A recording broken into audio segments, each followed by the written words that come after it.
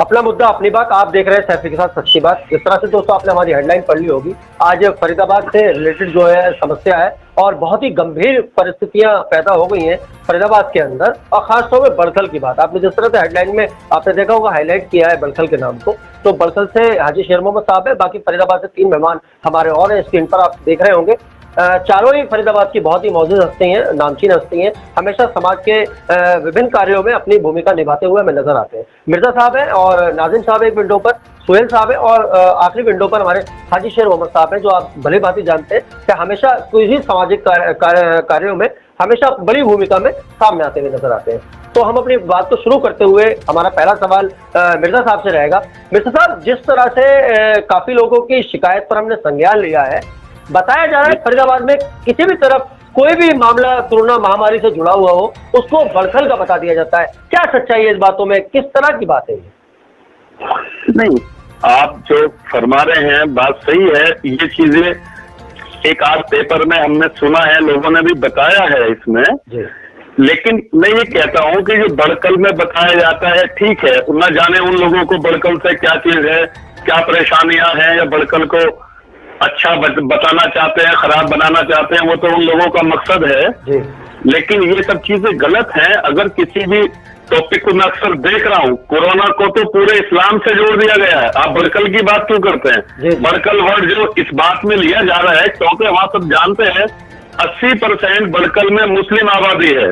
हमेशा जो मैं देखता हूँ, ये पत्रकार या जो भी लोग इसका उपयोग कर रहे हैं, वो एक तरह से मुस्लिम समाज को एक तरह से बदनाम करने की कोशिश कर रहे हैं। मैं ये नहीं कह रहा, मैंने भी सुना है कि एक आध लोग निकलता, वो पेशेंट निकलता है आखिर का, तो वो बड़कल लिख देते हैं पेपर वाले। चलिए, एक बहुत छोटी बात है, लेकिन मैं ये चीज कहना चाहता हूं कि जो हमारे मुल्क की एकता में सबसे बड़ा खतरा जो पैदा हुआ है, जो कुछ लोगों ने, चाहे वो हिंदुस्तानी है, हमारे नेता भी है, सोशल मीडिया भी है, टीवी मीडिया भी है, मैं उन सब भाइयों से ये कहना चाहता हूं कि ये कोरोना सबके लिए है, हमारा हिंदुस्तान हमारा सबका है।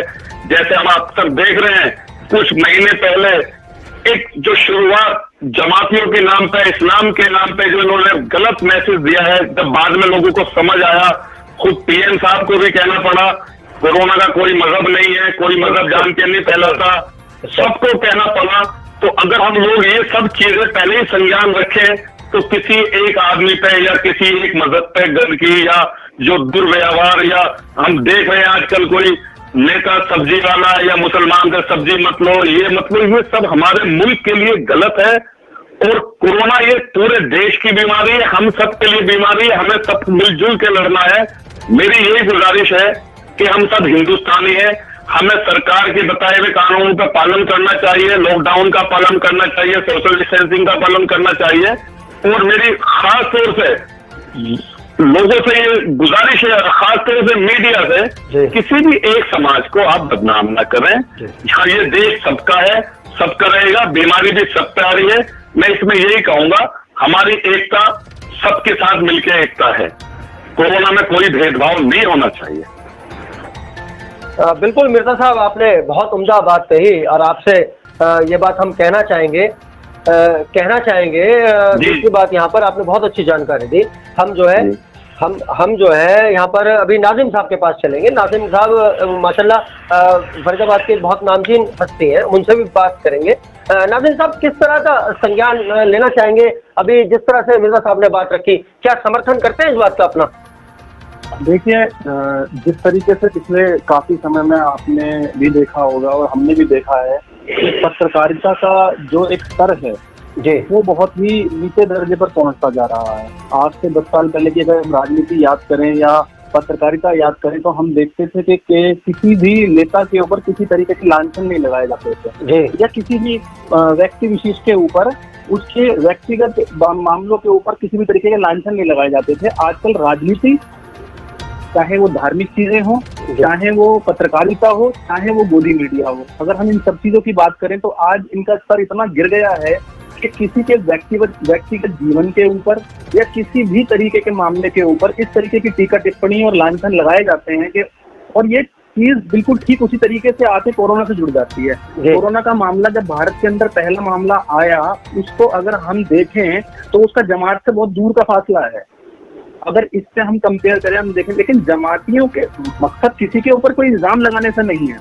इल्जाम किसी के ऊपर भी लगाया जा सकता है, हम उससे वो नहीं है हम उलझन कि किसी ने जमात के ऊपर इल्जाम लगा दिया आपसे कोरोना फैला है, कल को कोई कह देगा कि किसी से कोरोना फैला है, कल को कोई कह देगा कि नमस्ते ट्रम्प जो गुजरात के अंदर हुआ था, अमेरिकी लोग यहाँ पे आए थे उनसे कोरोना फैला है।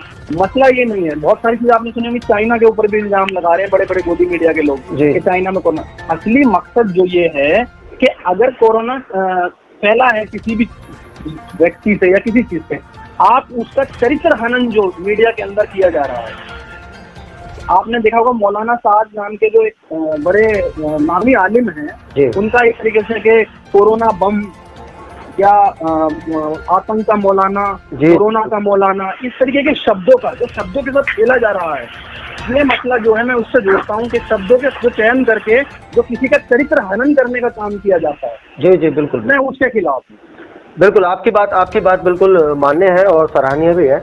सोहेल साहब हैं यहाँ पर विंडो पर, सोहेल साहब से बात करेंगे। सोहेल साहब, किस तरह की टिप्पणी आपने रखनी चाहेंगे पूरी बातों के ऊपर? आपकी आवाज थोड़ी सोहेल साहब कम आ रही है मुझे। पहले मैं रहमान शफी साहब को बड़े धन्यवाद करता हूँ कि आपने मुझे बोलने का मौका दिया। जी जी बहुत शुक्रिया। और शफी साहब, जैसे कि हम जानते हैं कि आजकल मीडिया, चाहे नेशनल न्यूज हो, नेशनल टीवी हो, सोहेल साहब आपकी आवाज सच में कम आ रही है, आपके शायद फोन में कुछ दिक्कत है। अब आ रही है ठीक? जी जी। तो मैं कहना चाह रहा था कि नेशनल टीवी पर भी इस तरह की न्यूज आजकल फैलाई जा रही है कि जैसे कि पहले हमारे मुस्लिम समाज को बदनाम किया गया कोरोना को लेके। मैं जानता हूँ कोई भी लोग या कोई भी समाज या किसी भी तरह की बीमारी है, किसी को भी हो सकती है, कोई जान के अपने आप में कोरोना नहीं करेगा। अब जैसे कि आज न्यूज आई थी नांदेड़ साइड से, जो हमारे सिख श्रद्धालु भाई हैं, उनके ऊपर कोरोना बम, कोरोना विस्फोट कह के उनको बदनाम किया जा रहा है, हमारे सिख समुदाय साहब को। इससे पहले हमारे मुस्लिम समाज को स्पीच लेके बदनाम किया गया था। अब जैसे कि हमारे मिर्जा साहब ने बताया कि पंखीर का केस होता है तो उसको बढ़कर लिख देते हैं। ये छोटी छोटी हरकतें हैं, कुछ हरकतें, इसको नहीं करना चाहिए। कुछ पोर्टल हैं, मैं भी देखता हूँ सोशल मीडिया पे, वो देश में जहर का काम बोल रहे हैं, जहर बोल रहे हैं, नफरत पैदा कर रहे हैं, जी बिल्कुल, समाज को बदनाम कर रहे हैं। ये सब चीजें, ये बिल्कुल मैं इसकी निंदा करता हूँ। और मैं जैसे हमारे माननीय प्रधानमंत्री जी ने कहा कि सबका साथ सबका विकास, ये बीमारी सबको हो सकती है, सबको मिलजुल के रहना चाहिए, तो ऐसे टाइम पर भी जो देश के साथ खड़े नहीं हो रहे, जो आपस में नहीं देश में तोड़ पैदा कर रहे हैं, तो मैं ऐसे लोगों की मैं कड़ी निंदा करता हूँ। और मैं सरकार से और प्रशासन से चाहता हूँ कि ऐसे लोगों के खिलाफ सख्त से सख्त कार्रवाई करें। बहुत अच्छी जानकारी। हाजी शर्मा साहब के पास चलेंगे, बहुत अहम भूमिका इस प्रोग्राम की है हाजी जी की। हाजी जी, आप खासतौर में बड़खल के ही निवासी हैं, किस तरह की टिप्पणी इन सारी बातों पर रखने चाहिए? रहमान साहब, बड़खल को ना पूरा रेड जोन में घोषित किया हुआ है जी। इस पूरे बड़खल के अंदर इतनी बड़ी पाबंदी लगी हुई है जी, आप सोच नहीं सकते जी। एक रेहड़ी वाले को भी प्रशासन से इजाजत लेके अंदर आना होगा जी। रोजमर्रा के जो लोग काम करने वाले हैं। और मेरी पत्रकार भाइयों से यही विनती है, देखो अमचीर का कोई मामला आता है जी, तो वो भी हमारे भाई हैं। सेक्टर 48 में ये बीमारी जो है पूरे वर्ल्ड में है, ना कि फरीदाबाद में, ना कि बड़खल के अंदर जी जी। मेरी पत्रकार भाइयों से यही विनती है, और खासकर सरकार से, जो ये गलत टिप्पणियां जो कर रहे हैं पत्रकार के छोटे जो लोग हैं, मीडिया के छोटे तो उसमें चलने वाले जी जी, ये लोग बिल्कुल ना गलत बयानी ना करें। बड़खल में ऐसा कुछ नहीं पाया गया, और बड़खल के लोगों को इन्होंने इतना बदनाम कर दिया है। फरीदाबाद में कहीं भी किसी को कोई कोरोना का मरीज मिलता है तो बड़खल का नाम डाल देते हैं जी जी। तो मेरी सरकार से भी अपील है और प्रशासन से भी अपील है, इन लोगों के ऊपर कोई ना कोई शिकंजा कसा जाए। और गलत बीमारी किसी के कोई मजहब की नहीं है जी जी, बिल्कुल बिल्कुल। आगे जी दोबारा आऊंगा आपके पास में, दोबारा मिर्जा साहब के पास चलूंगा एक बार। मिर्जा साहब, एक बहुत ही अहम सवाल, जिस तरह से बताया जा रहा था कि 3 अप्रैल को जो है 3 मई को लॉकडाउन जो है खत्म हो जाएगा, लेकिन फिर भी लॉकडाउन की जो है अवधि बढ़ाकर 17-18 तारीख कर दी गई है। उसके बाद भी शायद बढ़ने की उम्मीद है, जिस तरह से यूपी में बार बार मामले आ रहे हैं कि 30 जून तक जो है वो चल सकता है। क्या लॉकडाउन बढ़ाने से फायदे क्या हो सकते हैं और नुकसान क्या होंगे उससे, जो बहुत इंपॉर्टेंट बात है। देखो ये बात सही है, देखो लॉकडाउन आज की तारीख में ना तो हमारे पास इसकी कोई वैक्सीन है जी, और ना मैं एक चीज और थोड़ा आपके सवाल पे थोड़ा हट के कहना चाहता हूँ, जब ये केस हमारे मार्च में आने शुरू हुए हैं जी, ये चाहे लास्ट सरकार या कोई भी आदमी ये कहे कि हम लोग पहले से ही जनवरी से तैयारी कर रहे थे, फरवरी से तैयारी कर रहे थे, कुछ नहीं, सब लोगों ने इसे हल्के में लिया हुआ था। ये समझिए चाहे वो जमात की गलती रही, नादानी रही या कहिए कि लोग सब सचेत हो गए, किसी के पास कोई तैयारी नहीं थी। ये मैं तो गलती वर्ड इसको इसलिए कहूंगा कि ये वहां से निकला और सब लोग सचेत हुए। जब लोगों को समझ में आया, पुलिस स्टेशन वहां बराबर में तो वो भी सब सीरियसली थे। मेरा सवाल यह है कि सब लोगों के पास कोई तैयारी नहीं थी, वो अचानक से वहां से बरकत से ये केस निकला, हबड़ा दबड़ी का माहौल बना, किसी को कुछ समझ नहीं था।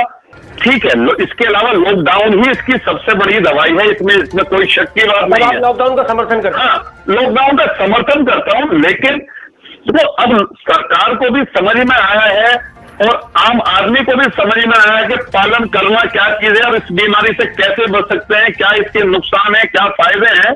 हम 1.5 महीना जब लॉकडाउन में रहे हैं तो हर आदमी को समझ आया है, इसमें कोई शक की बात नहीं। सरकार जो फैसला लेती है, देखो देश चलाते हैं वो, इसमें कोई शक की बात नहीं, उनको सारी चीजें बैलेंस करके चलाना होता है और हमें चाहे सरकार का फैसला कैसे भी हो, हमेशा आम आदमी को या इंसान को सरकार के फैसले के साथ ही चलना चाहिए, क्योंकि सरकार दूरअंदेश होती है, वो एक माँ बाप का काम करती है, उसमें नो डाउट, और हमेशा सरकार की आज्ञा का पालन करना चाहिए। बहुत सराहनीय बात आपकी। हाँ, मैं एक बार नाजिम प्लीज मैं एक बात और जोड़ना चाहता हूँ। जी प्लीज ओनली 1 मिनट होगा आपके, ज्यादा नहीं। जी बताएं। क्योंकि मैं ये कहना चाहता हूँ, मैं आज योगी साहब का भी टीवी पे वो आ रहा था कि जमातियों की वजह से हमारे ये हो गया, ठीक है, आप लोग ऐसे वर्ड ना बोलें, ये गलत बात है। आप हमारे मुख्यमंत्री हैं उत्तर प्रदेश के, अगर हमारे जिम्मेदार, अगर मैं कहता हूं आपके 4 बच्चे हैं, एक बच्चे से गलती भी हो जाए तो माँ बाप को बहुत सोच समझ के बाहर कहना पड़ता है, समझ के निभाना पड़ता है। नादानी नहीं होती है, मैं कहता हूं गलती हुई, मैं ये नहीं कह रहा गलती हुई नहीं, वो तो बात का विषय है, लेकिन बदनामगी पूरे परिवार की होती है इसमें, खाली जमाती की, पूरे हिंदुस्तान की बदनामगी है इसमें। खाली आप ये मत समझे कि आप कह के छोड़ रहे हैं, बाहर हमारा क्या इसका हो जाएगा। लेकिन जो लोग अभी बार बार ये कहते हैं, मैं टीवी पर अक्सर देखता हूँ कि मुस्लिम समाज के लोग बाहर नहीं आ रहे, छुपा रहे हैं, छुपाना अपराध है, उन पर केस भी दर्ज कर दिए गए हैं, उसका भी एक रीजन है जो लोग नहीं समझ रहे। आप थोड़ा पीछे मार्च से पहले फरवरी में जाइए, जो कुछ नेताओं ने ऐसे बयान दिए, गोली मारो सालों को, एक दहशत का माहौल जो समाज पर आपने फैला रखा था, वो पहले ही डरे हुए थे, वो डर के मारे इसलिए नहीं आए कि यार ये हमें कोरोना बम बता रहे हैं, ये बता रहे हैं, वो डर गए और सहम गए। इसका भी बहुत बड़ा इफेक्ट रहा है, इसलिए कहते हैं देश में माहौल, जब नाजिम साहब आपके पास आऊंगा, 1 मिनट है आपके पास, प्लीज 20 में रहेगी प्लीज। जी मैं वही कहना चाह रहा था कि देश में माहौल जब सही होता है, सबको लगता है कि यार ये सब हमारे माँ बाप है, चारों औलादों का प्यार बराबर होता है, तो फिर बच्चा अपने मन की बात कह देता है। उस डर के कारण भी ये दिक्कतें बढ़ी है। मेरी यही आम आदमियों से अपील है कि भाई इसको जब माहौल अच्छा होता है, इसीलिए कुछ लोग डर के मारे बाहर नहीं आए, इसको कोई जानबूझकर नहीं फैलाया गया। ये हमें माहौल क्रिएट करना है कि हमें हिंदुस्तान में मिलजुल के रहना है, ये माहौल रहेगा तो हम सब मिलकर रहेंगे। आपकी बात से, और ये अपील आपकी माशाल्लाह बहुत अच्छी, सराहनीय बात है। नाजिम साहब आपके पास आऊंगा, आपसे भी मेरा ये सवाल रहेगा, क्या आप लॉकडाउन का समर्थन करते और नहीं करते तो इसका क्या नुकसान हो सकते हैं लॉकडाउन के, जो मौजूदा वक्त आपने अच्छी तरह देख रहे हैं? देखिए, लॉकडाउन जरूरी इसलिए हो जाता है हमारे देश के अंदर क्योंकि एक तो हमारे देश की आबादी बहुत ज्यादा है, 135 करोड़ से ज्यादा लोग हमारे देश के अंदर हैं। इतनी बड़ी आबादी के लिए लॉकडाउन में एक समाधान रह जाता है। अगर कहा जाए तो मैं इसका पार्शियल समर्थन करता हूँ। लॉकडाउन एक उपाय इसलिए रह जाता है क्योंकि आबादी ज्यादा है, लेकिन सबसे बड़ी समस्या जो देखने के अंदर अभी आ रही है, लॉकडाउन का हम फायदा नहीं ले पा रहे हैं। क्योंकि जिस तेजी से टेस्टिंग होनी चाहिए थी मरीजों की। बिल्कुल बिल्कुल। जिस तरीके से टेस्टिंग होनी चाहिए थी वो टेस्टिंग हो नहीं रही है उस लेवल पे। हमें तो कहते हैं ना, जिसकी आबादी ज्यादा है उसे लाइटनिंग स्पीड से टेस्टिंग करनी चाहिए कुछ भी करके। हमें बहुत बिल्कुल बिल्कुल, मैं सराहना करता हूँ आपकी बात का। मैं जो है यहाँ पर सुहेल साहब के पास आऊंगा। शायद सुहेल साहब से हमारा कनेक्शन टूट गया है। एक बार हम दोबारा जो है सुहेल साहब से एक बार अपना कांटेक्ट कर लेते हैं जी।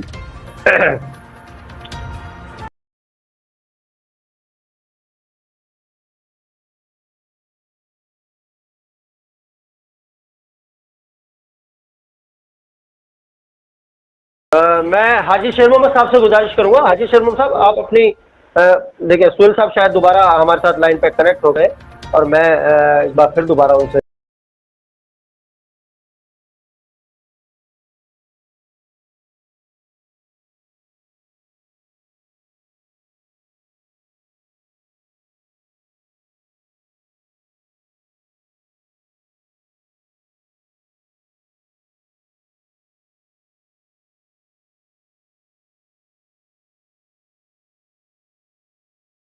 हाजी शेर मोहम्मद साहब, मैं आपके पास आऊंगा और आपसे मैं यही सवाल जानना चाहूंगा, क्या कोई भी किसी तरह के जिस तरह से रेड जोन घोषित किया है फरीदाबाद को, खासतौर में बड़खल को, किसी तरह के टेस्टों की कोई जो मुहिम है वो वहाँ पर शुरू हुई क्या? रहमान साहब, सरकार अपना प्रॉपर काम कर रही है, बढ़िया काम कर रही है जी।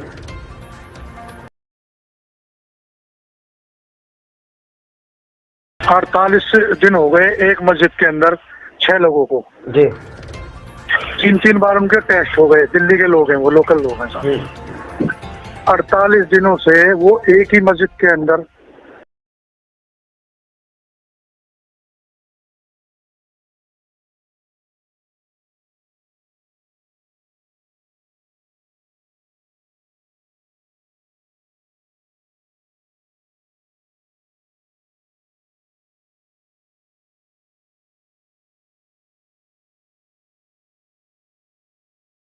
मेरी एसडीएम साहब और अपना डीसी साहब फरीदाबाद से रिक्वेस्ट है, इन लोगों को इनके घर पहुंचाया जाए। ये बिल्कुल फिट है, कोई दिक्कत नहीं है, कोई बीमारी नहीं है। 48 दिन उनको यहाँ पे हो गई है। एक अपील तो मेरी ये है। हाजी जी, मैं एक बात आपसे जानना दोबारा चाहूंगा इस बात को। जिस तरह से रेड जोन घोषित किया है बड़खल को खास तौर पे, क्या वहाँ पर अभी तक किसी तरह से सैनिटाइजेशन या किसी तरह की कोई भी टेस्टों की जो एक प्रतिक्रिया होती है, क्या वो वहाँ पर शुरू हुई बड़े पैमाने के ऊपर? नहीं, बड़े पैमाने पर नहीं हुई है। सैनिटाइजर तो हुआ है, टेस्टिंग कोई भी 1% भी नहीं हुई है अभी तक। जी सुहेल साहब, लोग हमारे क्या है, हम लोगों को अंदर गांव में हर गलियों में जा जाके लोगों को समझा रहे हैं, किसी को कोई दिक्कत है तो सीधे बीके जाओ। जी, हम लोगों को जागरूक कर रहे हैं और उनके पास जाके उनको भाई कोई भी दुख तकलीफ है तो सीधे जाओ, अपना टेस्ट कराओ। कई लोग जमात में से आए थे गाँव के अंदर, वो पहले सीधे पहले हमने वहाँ भेजे, वहाँ से उनकी अपना आइसोलेशन वार्ड में, घर में भी बड़ी एहतियाती से रख रखे हैं वो। बिल्कुल, बहुत अच्छी जानकारी हाजी जी आपने दी। एक बार ऐसी रहमान साहब, कोई भी हमारे गांव के अंदर कोई बड़ी समस्या नहीं है। मेहरबानी करके मैं सरकार से अपील करता हूँ, खासकर डीसी साहब से, हमारे गांव को रेड जोन से बाहर करा जाए और हम सरकार के साथ पूरे तन मन धन से पूरा सहयोग कर रहे हैं। जी बिल्कुल बिल्कुल। एक बार मैं सुहेल साहब के पास दोबारा चलूंगा। हाजी जी, दोबारा आऊंगा आपके पास। सुहेल साहब, आपसे मेरा वही सवाल रहेगा, लॉकडाउन का समर्थन करते हैं और नहीं करते तो क्या उससे नुकसान समाज को झेलने पड़ेगा? नहीं सर, मैं तो लॉकडाउन का, मैं और अपने तमाम लोगों से भी अपील करना चाहूंगा कि लॉकडाउन का 100% समर्थन करें, क्योंकि लॉकडाउन के अलावा हमारे पास कोई दूसरा उदाहरण भी नहीं है, दूसरा कोई रास्ता भी नहीं है। हमारे देश की आबादी जैसे कि लगभग 137 करोड़ है और जैसे हमारे नाजिम भाई ने बताया कि उस स्पीड से टेस्ट नहीं हो पा रहे हैं, तो सिर्फ घर में रुककर मैं मानता हूँ कि इससे हमारे देश को नुकसान हो रहा है, हमारी आर्थिक व्यवस्था टूटी जा रही है। और बहुत से एनजीओ भी सरकार की मदद के लिए सामने आए हैं, जो लोगों तक पहुंच रहे हैं, राशन दे रहे हैं, उनकी मदद कर रहे हैं हर तरीके से। लोग अपनी सरकार की भरपूर मदद कर रहे हैं लोग बात भी। और जो हमारे लॉकडाउन है, लॉकडाउन में भी हम सरकार को और सख्ताई बरतनी चाहिए, क्योंकि मैं देख रहा हूँ कि रोड पर अभी काफी चहलकदमी हो रही है। जो रेड जोन एरिया है, रेड जोन एरिया में भी अभी पूरा टाइट नहीं किया जा रहा। बेरोजगारी बहुत मान्यता है, किसी को भी हो सकती है। जी मिर्जा साहब, एक बार दोबारा आ रहा हूँ आपके पास प्रोग्राम का आगे चलने। एक बात जरूर आपसे यहाँ करते हुए चलेंगे, जिस तरह से अर्थव्यवस्था बिल्कुल चरमरा गई है देश की, और जो बहुत ही छोटे तबके के लोग हैं उन तक कोई भी सुविधा मुहैया क्या फरीदाबाद में करवाई जा रही है, या आम लोग जो वहाँ के संगठन है या जो वहाँ के समाज सेवक हैं वो करवा रहे हैं? ये सच्चाई में जानना चाहता हूँ। सुनिए, जिस लेवल पे मदद क्या, देखो आप समझिए, सबसे पहले ये बात सही है कि अर्थव्यवस्था बहुत खतरे में है, नो डाउट। जब तक हमारे ये मध्यम उद्योग, मिनी उद्योग नहीं चलेंगे, जब तक इसका कोई गुजारा नहीं है। और ऐसा नहीं है, सरकार भी इस पे पूरा फोकस रखे हुए है। आज मैं देख रहा था कि 80 लाख लोगों ने रजिस्ट्रेशन कराया है अब अपने घर जाने के लिए। 28 लाख तो बिहार के हैं। जी बिल्कुल। उसका रीजन एक ही है, मैं आपको ये बता दूं, सरकार 100% लघु उद्योग चलाना चाहती है, और ये लॉकडाउन जो बढ़ाया गया है ये मोस्टली समझिए हाफ लॉकडाउन है। सरकार इसमें, चाहे वो रेड जोन हो, मैं बताना चाहता हूँ 4 या 5 तारीख से आप देखना सारे मिनी उद्योग चलेंगे। और सरकार ने ये एक मैसेज जो लोगों को, मजदूरों को या सबको लगा हुआ था हमें कि हम आजाद हो जाए, बड़ा दबड़ी न मच जाए, या अगर लॉकडाउन खोल दे तो लोग अपने घर की तरफ भागते, इसलिए सरकार को मजबूरन, सरकार का ये अच्छा फैसला है कि सरकार भी ये चाहती है कि अगर ये मजदूर चले गए या सारे हमारे फोरमैन चले गए तो ये लघु उद्योग 6 महीने भी स्टार्ट नहीं हो सकते। क्योंकि हाँ, तो ऐसा नहीं है, सरकार जो फैसले ले रही है तो इसमें कोई शक्तिबाजी, मजदूर का बहुत नुकसान हुआ है। कोई भी देखो, आज मिनी उद्योग, लघु उद्योग कोई भी इस स्थिति में नहीं है। जो पीएम साहब ने कहा था कि आप इनकी सैलरी दे दीजिए, मार्च अप्रैल की दे दीजिए, ये दे दीजिए, बिल्कुल ठीक है, सरकार का कहना वाजिब है कि भाई हम बड़े लोग भी ख्याल रखेंगे, लेकिन उनकी हालत भी इतनी। आज मैं भी Faridabad international council of minorities का यहाँ प्रेसिडेंट हूँ, और मैं भी 2 फैक्ट्रियां चलाता हूँ, लेकिन मेरे पास भी 80 एम्प्लॉयज हैं। लेकिन जब मैं अपनी तरफ देखता हूं कि मैं 1-1.5 साल से जिस स्पीड से चल रहा था, कि मेरी पोजीशन भी ये नहीं है कि मैं 10 लाख रुपए, 11 लाख रुपए पे कर सकूं सैलरी। क्योंकि मैं खुद सोचता हूं कि ये 2 महीने का जो ब्रेक आया है कि मैं इसको कैसे जोड़ूं। मैं अपनी इंडस्ट्री को दोबारा चलाने के लिए मुझे फिर अपनी तैयारी करनी पड़ेगी, चाहे वो बैंक के पास जाना पड़े, चाहे मुझे मम्मी पापा के पास जाना पड़े, चाहे दोस्त के पास जाना पड़े। और मुझे ये डर है कि 10 से 15%, 20% लघु उद्योग चलने में शायद बहुत मुश्किल होगी, उनको शायद ना चल भी पाए। ऐसी अर्थव्यवस्था की पोजीशन हमारे देश में बन गई है, जैसे लघु उद्योग के मालिकों का नुकसान है और मजदूरों का उससे कहीं ज्यादा नुकसान है। बिल्कुल बिल्कुल मिर्जा साहब, मैं आपकी बात से सहमत हूँ। मैं एक बार नाज़िम साहब के पास चलूंगा। नाज़िम साहब, क्या अपनी बात रखना चाहेंगे अर्थव्यवस्था जिस तरह चरमरा गई? देखिए, सबसे पहली बात तो ये कहना चाहूंगा मैं इसके ऊपर, अर्थव्यवस्था के साथ तो देश में पिछले 2 या 3 साल से मजाक किया जा रहा है। ये कोरोना ने तो अब आके अर्थव्यवस्था को शर्माया है, लेकिन जब हम, और इसमें सबसे बड़ा योगदान ना हमारे देश के चौथे स्तंभ मीडिया को मानता है। यहाँ भी जब मीडिया को ये सवाल करना चाहिए था भारत सरकार से, आप देखेंगे कि मीडिया खुद डिफेंड करने में लगा हुआ था। आपकी थोड़ी आवाज, मैं चाहता हूँ थोड़ी सी आवाज आपको। हेलो, मेरी आवाज हमारी है? जी। हेलो, जी बताएं।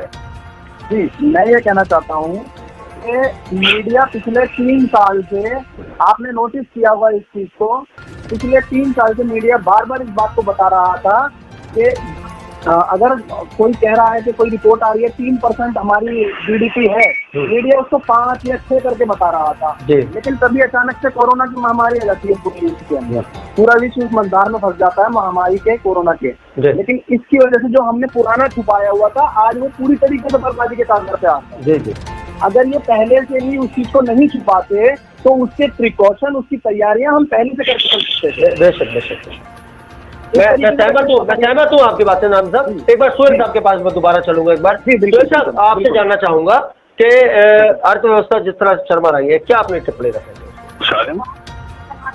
सर, मैं कहना चाहूंगा, हेलो, आवाज आ रही है? जी सुहेल साहब बताएं। तो मतलब मैं कहना चाहूंगा कि जैसे अभी मैंने ताजा आंकड़े आपको बता दूं, हमारे देश में तकरीबन 39,695 कोरोना पॉजिटिव केस आ चुके हैं। और आज के अगर मैं बताऊं तो 2433 आज के आपके 24 घंटे पूरे नहीं हुए हैं और हमारी भी। और दूसरे बताने को 2,42,994 लोग पूरे वर्ल्ड में अब तक मर चुके हैं। बिल्कुल। तो सर इन आंकड़ों को देखते हुए मैं मानता हूँ कि अर्थव्यवस्था तो बिल्कुल हमारी जीरो हो गई है। जैसे नाजिब भाई ने बताया, जो पहले 3 साल पहले से हमारे देश के हालात और बिजनेस के हालात बिल्कुल डाउन हो चुके हैं। और जो भी अब बिजनेस शुरू करेगा, मैं भी एक बिजनेसमैन हूँ, मैं भी अपना बिजनेस शुरू करूंगा तो जीरो से ही शुरू करूंगा। जी बिल्कुल। लेकिन मैं तो एक बात देसी भाषा में ये कहना चाहूंगा, सर जान है तो जहान है। अल्लाह ने जहाँ बिजनेस फिर खड़ा करेंगे, लेकिन जब जान रहेगी तो हम बिजनेस भी फिर खड़ा करेंगे। जी बिल्कुल। हाजी जी आपके पास चलूंगा। हाजी जी 1 मिनट है आपके पास, बताइए क्या अपनी टिप्पणी रखना चाहेंगे, क्योंकि आप एक सुलझे व्यक्ति हैं, आप बहुत अच्छी राय अपनी दे सकेंगे बलखल के निवासियों से। जी बताएं। रहमान साहब, मैं यही अपील करना चाहूंगा अपने प्रशासन से, फरीदाबाद के प्रशासन से। हमारा जो बड़खल गांव है, इस गांव के थोड़ी सी अपनी छत्र छाया से देखा जाए और इन लोगों के ऊपर जो हमारे यहाँ रेड जोन में करा हुआ है इसको ग्रीन करा जाए। अर्थव्यवस्था के ऊपर क्या टिप्पणी रखना चाहेंगे? अर्थव्यवस्था की मसला ये है, हमारे पूरे देश के अंदर हमारे माननीय प्रधानमंत्री नरेंद्र मोदी जी को इंडस्ट्री मालिकों को इकट्ठा करके इन लोगों का सहारा लगा जाए। इंडस्ट्री भी बिल्कुल जीरो ग्राउंड पे आ चुकी है और इन लोगों इंडस्ट्री मालिकों को बुला करके वीडियो कॉन्फ्रेंस करके इन लोगों को सहानुभूति दें, तो यही लोग थोड़ा उठा सकते हैं, नहीं तो अर्थव्यवस्था उठने का कोई काम नहीं है। बिल्कुल हाजी जी, बहुत सराहनीय बात आपकी। दोस्तों ये वो पूरी जानकारी थी जो फरीदाबाद के इन मौजूद हस्तियों ने अपने दी है और पूरे देश को एक बहुत अच्छा मैसेज भी दिया है। जो तबलीगी जमात से जुड़ी हुई बात वो भी आज क्लियर की है फरीदाबाद के जनता की तरफ से, और जो अर्थव्यवस्था की जो बहुत ही इंपॉर्टेंट बात थी वो भी आज यहाँ पर क्लियर हुई है। तो हम भी अपने चैनल के माध्यम से इन सारी अपीलों को अपने चैनल के माध्यम से सरकार से करना चाहेंगे। सबसे जैसे हाजी शेर मोहम्मद साहब ने कहा कि बलखल को जो है रेड जोन से निकालकर किसी भी और जोन में डाला जाए, जिस तरह से मिर्जा साहब ने कहा कि जो सच्चाई थी मीडिया या कोई भी और लोग दीगर लोग जिस तरह से ये शक्ल एक बनाई जा रही है मुस्लिम समाज के खिलाफ, उसके रंग ना बनाए, उन्हें भी एक अपील की है। बाकी हमारे दोनों मेहमानों ने इस तरह की अपील की है। तो दोस्तों अगले मुद्दे के एक नई बात के साथ हम आपके सामने फिर आते रहेंगे। जय हिंद।